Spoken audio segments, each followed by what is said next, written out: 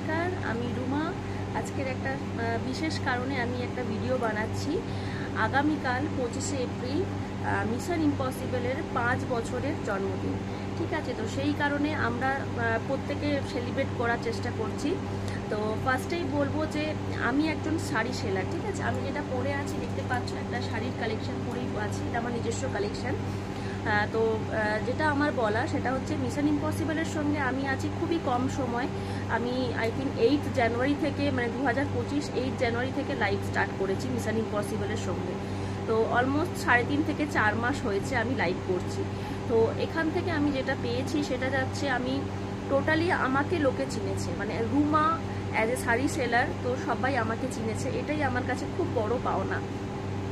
এরপরে বলবো যে অ্যাডমিন এবং আমাদের মডারেটরদের মানে ওনারা কিভাবে আমাদেরকে হেল্প করে, মানে মেন্টালি বলুন ফিজিক্যালি বলুন, প্রচণ্ডভাবে ওনারা হেল্প করে। যে কোনো পজিশানে যে কোনো মানে সময় আমরা ওনাদেরকে ডিস্টার্ব করি, জ্বালাই, অনেক কিছু কারণেই জ্বালাই। তো ওনারা কিন্তু প্রত্যেকে প্রচণ্ড ধীর স্থির ভাবে আমাদের কিন্তু রিপ্লাই করে। তো এই কারণে বলবো, কারণ মিশন ইম্পসিবলটা অ্যাডমিন এবং মডারেটর ছাড়া একদমই পসিবল নয়। তো অবশ্যই আমরা তাদের সঙ্গে যুক্ত আছি, আমরা চেষ্টা করবো মিশন ইম্পসিবলকে অনেক দূর এগিয়ে নিয়ে যাওয়ার।